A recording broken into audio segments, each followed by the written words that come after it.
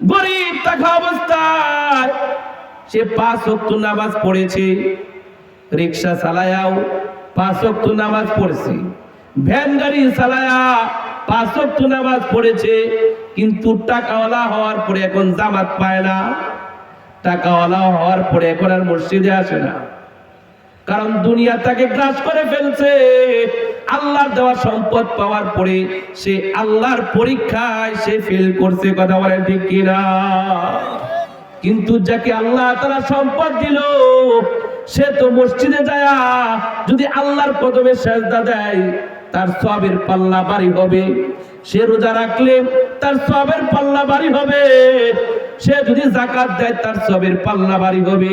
সে যদি গরিব আর মিসকিনকে আল্লাহর দেওয়া সম্পদ থেকে দান করে তার সওয়াবের পাল্লা ভারী হবে। কথা বলেন ঠিক কিনা? এই জন্য কোটিপতি বাবা, আল্লাহর দেওয়া সম্পদ থেকে তুমি আল্লাহর রাস্তায় খরচ করবা। আল্লাহর সম্পদ পাওয়ার পরে তোমার দরজায় যদি কোনো ভিক্ষুক আইসা দাঁড়ায়, ওই ভিক্ষুককে তুমি তাড়ায়া দিও না। তোমার দরজায় যদি অসহায় মিসকিন গুলা আইসা দাঁড়া, তাকে তুমি তাড়ায়া দিবা না, তার হাতে তুমি কিছু না কিছু দিয়া দিবা। আল্লাহ তাআলা বলেন যে ইন্নামা আমওয়ালুকুম ওয়া আওলাদুকুম ফিতনা। এখানে আল্লাহ তাআলা দুইটা জিনিসের কথা বলেছেন। এক নাম্বার ইন্নামা আমওয়ালুকুম, আল্লাহ তাআলা বলেন আমি তোমাদেরকে সম্পদ দান করলাম। 2 নাম্বার ওয়া আওলাদুকুম, আমি আল্লাহ তাআলা তোমাদেরকে সন্তান দান করলাম। ফিতনাতুন, দুটো জিনিস আমি আল্লাহ তাআলা তোমাদেরকে দিয়েছি পরীক্ষা করার জন্য। আয়াতে কারিমা আল্লাহ তাআলা দুইটা জিনিস, 1 নাম্বার সম্পদের কথা বলেছেন, 2 নাম্বার সন্তানের কথা বলেছেন। দুটো জিনিস কার দান? জুড়ে বলেন, আরো জুড়ে বলতে হবে কার দান? আল্লাহ তাআলা আপনাকে আমাকে সম্পদ দিয়েছেন। আল্লাহ তাআলা আপনাকে আমাকে সন্তানের মা বাবা বানাইলেন। দুটো জিনিস আল্লাহ তাআলা দিয়েছেন শুধুমাত্র বান্দাকে পরীক্ষা করার জন্য। আল্লাহ তাআলা 1 নাম্বার বলতেছেন যে আমি তোমাদেরকে সম্পদ দিলাম। সম্পদ আল্লাহ তাআলা আপনাকে আমাকে দিয়েছেন কি জন্য? জোরে বলেন, পরীক্ষা করার জন্য। যাকে আল্লাহ তাআলা কাউকে কোটিপতি বানায় রাখছে, কাউকে রাস্তার ফকির বানায় রাখছে। আল্লাহ তাআলা কাউকে ভালোবাসা বালাখানায় ঘুম পাড়ায়, আবার কাউকে ভালোবাসা রাস্তায় ঘুম পাড়ায়। কথা বলেন ঠিক কিনা? কাউকে আল্লাহ তাআলা ভালোবাসা 10 তলায় ঘুম পাড়ায়, কাউকে গাছ তলায় ঘুম পাড়ায়। আল্লাহ তাআলা কাউকে এসির ভিতরে ঘুম পাড়ায়। আল্লাহ তাআলা কাউকে আবার রেল স্টেশনে শোয়া তাকে ঘুম পাড়ায়। বলেন বাবা, যেই আল্লাহ যাকে বালাখানায় ঘুম পাড়াইলো আর যাকে গাছতলায় ঘুম পাড়াইলো, তাদেরকে আল্লাহ তাআলা তো একই ভালোবাসা দিয়া, একই মাটি দ্বারা, একই জিনিস দ্বারা সবাইকে সৃষ্টি করেছে। কথা বলেন ঠিক কিনা? যাকে বালাখানায় ঘুম পাড়াইলো তাকে আল্লাহ বানাইছে, আর যাকে রেল স্টেশনে ঘুম পাড়াইলো তাকে কি আরেকজনে বানাইছিনি? না, সেই আল্লাহ বানাইছে। সুতরাং বোঝা গেল যে কোটিপতি তার প্রতি আল্লাহর ভালোবাসা যেমন, যে গরিব আর রিকশাওয়ালা তার প্রতি ভালোবাসা আল্লাহর তেমন। কথা বলেন ঠিক কিনা? এতে কোনো সন্দেহ নাই রে বাবা, যে সমাজের ভিতরে সবচাইতে গরিব নিম্ন শ্রেণীর মানুষ, যে সমাজের ভিতরে ভিক্ষুক, তাকে নিন্দা করার কোনো কিছু নাই, সুযোগ নাই। তাকে নিন্দা করা, অবহেলা করার কোনো সুযোগ নাই রে বাবা। কারণ সেই মালিক যাকে কোটিপতি বানাইলো সেই মালিক তাকে বানাইছে। আর যাকে রাস্তায় রাস্তায় ঘোরায় ফকির মিসকিন মানুষটাকেও আল্লাহ বানাইছে। এই জন্য দুজনের প্রতি আল্লাহর মায়ার ভালোবাসা সমান, এতে কোনো সন্দেহ নাই। কথা বলেন ঠিক কিনা? এই জন্য কোটিপতি বাবা, তোমার এই সুযোগ নাই যে আমি টাকাওয়ালা হয়ে গেলাম, আমি 10 তলার মালিক হয়ে গেছি, আমি সমাজের ভিতরে টাকাওয়ালা পয়সাওয়ালা। এই জন্য সমাজে ক্ষমতা দেখায়া, ধম্ব করিয়া জুলুম আর নির্যাতন করার কোনো সুযোগ তোমার নাই। কথা বলেন ঠিক কিনা? কারণ টাকা পয়সা এটা আল্লাহর দান, কেউ নিজে নিজে কামাই করতে পারে না। টাকা পয়সা কার দান? এটা কে বলছে? আল্লাহ নিজেই বলেছে, ইন্নামা আমওয়ালুকুম ওয়া আওলাদুকুম ফিতনাহ। আল্লাহ তাআলা বলেন, আমি তোমাদেরকে সম্পদ দিলাম, আমি আল্লাহ তোমাদেরকে সন্তান দিলাম ফিতনাতুন, পরীক্ষা করার জন্য। সুতরাং কোটি মানুষের ভিতরে তোমাকে আল্লাহ তাআলা সম্পদের মালিক বানাইছে, তোমাকে আল্লাহ তাআলা জমির মালিক বানাইলো, তোমাকে আল্লাহ তাআলা 10 তলা বিল্ডিং এর মালিক বানাইলো, তোমাকে আল্লাহ তাআলা কোটিপতি বানায়া দিয়েছে। কেন বানাইছে? আল্লাহ তোমাকে পরীক্ষা করতে চায়। আল্লাহর সম্পদ পাওয়ার পরে তুমি কি আল্লাহর ইবাদত বেশি করো নাকি আল্লাহর ইবাদত তুমি ছাড়ো? কারণ সম্পদ পাওয়ার পরে মানুষ আল্লাহর ইবাদত থেকে দূরে সরে যায়। গরিব থাকা অবস্থায় সে 5 ওয়াক্ত নামাজ পড়েছে, রিকশা চালায়াও 5 ওয়াক্ত নামাজ পড়ছে, ভ্যান গাড়ি চালায়া 5 ওয়াক্ত নামাজ পড়েছে, কিন্তু টাকাওয়ালা হওয়ার পরে এখন জামাত পায় না, টাকাওয়ালা হওয়ার পরে এখন আর মসজিদে আসে না। কারণ দুনিয়া তাকে গ্রাস করে ফেলছে। আল্লাহর দেওয়া সম্পদ পাওয়ার পরে সে আল্লাহর পরীক্ষায় সে ফেল করছে। কথা বলেন ঠিক কিনা? কারণ আল্লাহ তাআলা তোমাকে সম্পদ দিয়েছে তোমার ইবাদতের পাল্লা ভারী করার জন্য।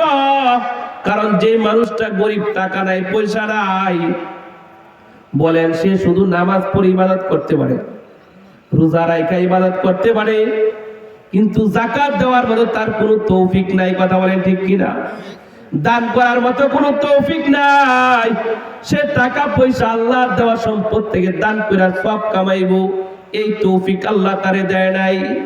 কিন্তু যাকে আল্লাহ তাআলা সম্পদ দিল সে তো মসজিদে যায় যদি আল্লাহর কদমে সেজদা দেয় তার সওয়াবের পাল্লা ভারী হবে। সে রোজা রাখলে তার সওয়াবের পাল্লা ভারী হবে। সে যদি যাকাত দেয় তার সওয়াবের পাল্লা ভারী হবে। সে যদি গরিব আর মিসকিনকে আল্লাহর দেওয়া সম্পদ থেকে দান করে তার সওয়াবের পাল্লা ভারী হবে। কথা বলেন ঠিক কিনা? এই জন্য কোটিপতি বাবা, আল্লাহর দেওয়া সম্পদ থেকে তুমি আল্লাহর রাস্তায় খরচ করবা। আল্লাহর সম্পদ পাওয়ার পরে তোমার দরজায় যদি কোনো ভিক্ষুক আইসা দাঁড়ায়, ওই ভিক্ষুককে তুমি তাড়ায়া দিও না। তোমার দরজায় যদি অসহায় মিসকিন গুলা আইসা দাঁড়া, তাকে তুমি তাড়ায়া দিবা না, তার হাতে তুমি কিছু না কিছু দিয়া দিবা। যদি তোমার আল্লাহর দেওয়া সম্পদ পাওয়ার পরে আল্লাহর অসহায় আর গরিব মানুষগুলাকে দানগুলা যদি তোমার দানের হাতকে প্রসারিত করতে পারো, আল্লাহর সম্পদ পাওয়ার পরে তুমি যদি আল্লাহর রাস্তায় খরচ করতে পারো, আল্লাহ তাআলা ঘোষণা করেন ওয়াল্লাহু ইনদাহু আজরুন আযীম। আল্লাহ তাআলা বলেন ওই সমস্ত সম্পদশালীর জন্য আমার কাছে রেখে দিয়েছি মহা পুরস্কার। সম্পদওয়ালা হওয়ার পরে সে যদি সম্পদ দ্বারা আখিরাত কিনে, আখিরাত গরিবকে দান করে, অসহায় মানুষকে দান করে, ইসলামী মাহফিলের জন্য খরচ করে, কুরআন হাদিসের জন্য খরচ করে, মাদ্রাসা মসজিদের জন্য খরচ করে, রাস্তাঘাটের জন্য খরচ করে, জনসেবায় তার সম্পদ যদি বিলায়া দেয়, আল্লাহ তাআলা ওই সম্পদশালীকে হাসরের ময়দানে মহা পুরস্কারে পুরস্কৃত করবেন। সুবহানাল্লাহ। তাহলে এই সম্পদ আল্লাহ তাআলা দিয়েছেন, আল্লাহ পরীক্ষা করেন। কি করেন? পরীক্ষা করেন। কিন্তু টাকাওয়ালা হওয়ার পরে এমন কিছু মানুষ আছে তার গরমে গরিব অসহায় মানুষগুলা তার সাইডে ছুটে বিকতে পারে না। কথা বলেন ঠিক কিনা? টাকার এমন গরম শরীরের ভিতরে যে একজন ভিক্ষুক যদি আসে তার পকেট থেকে 10 টাকা দিতেও সে রাজি না, ওই ভিক্ষুককে তার দরজা থেকে তাড়ায়া দেয়। কথা বলেন ঠিক কিনা? এরকম মানুষ আছে না নাই? মনে রাখবা, এই সম্পদ, এই টাকা, এই অহংকার কিছুই থাকবে না, কিন্তু তোমার দরজা থেকে ভিক্ষুক চলে যেতে পারে, সমস্ত মানুষের জন্য তোমার দরজা বন্ধ থাকতে পারে, কিন্তু একজনের জন্য দরজা খোলা, তিনি হলেন মালাকুল মউত আজরাইল। যেই দিন আজরাইল আসবে তোমাকে সাথে করে লইয়াই যাইব। কথা বলেন ঠিক কিনা? ওই দিন সম্পদে কোনো কাজ হবে না, আজরাইল তোমারই লইয়া যাইব মিয়া। এই সম্পদ তোমাকে ফিরে রাখতে পারবে না। কথা বলেন ঠিক কিনা? এই কথাটা আল্লাহ তাআলা বলেন, ইন্নামা আমওয়ালুকুম ওয়া আওলাদুকুম ফিতনা। আল্লাহ তাআলা বলেন, আমি তোমাদেরকে সম্পদ দিলাম পরীক্ষা করার জন্য। সুতরাং যারা টাকাওয়ালা হইলা, টাকা পাওয়ার পরে তোমার দম্ভ আর অহংকার করার কোনো সুযোগ নাই।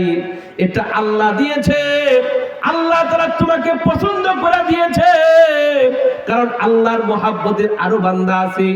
তোমারে যে আল্লাহ তাআলা বালাখানায় ঘুম পাড়াইলো, কিন্তু কত মানুষ এরকম আছে, আল্লাহর সৃষ্টি বান্দা এমন আছে, তার বাড়ি নাই, ঘর নাই, খাওয়ার মতো কোনো পজিশন নাই। কথা বলেন ঠিক কিনা?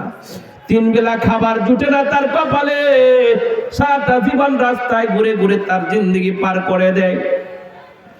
রেল স্টেশনে শুয়ে শুয়ে তার জিন্দেগি পার করে দেয়।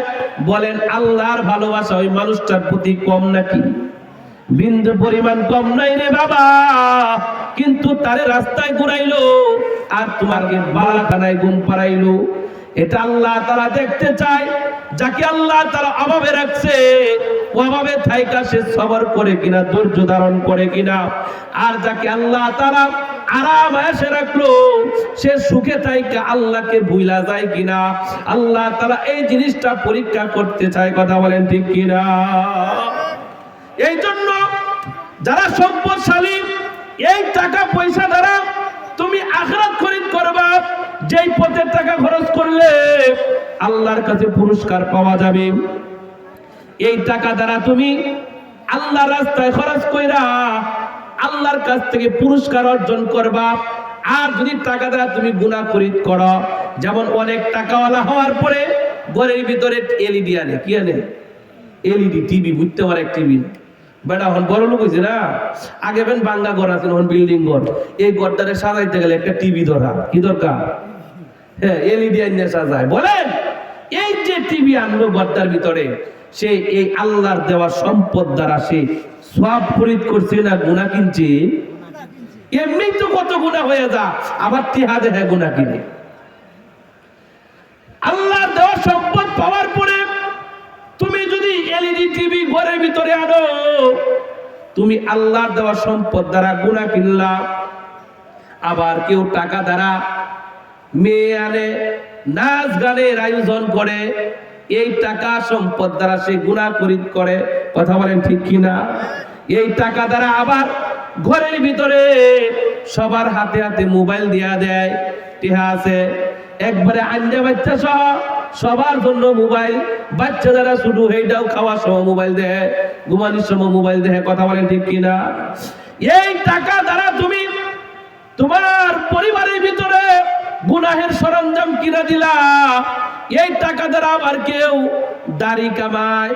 বলেন বাবা, এই টাকা দিয়া তুমি দাড়ি কামাইলা, সওয়াব কামাইলা না গুনাহ কামাই করলা?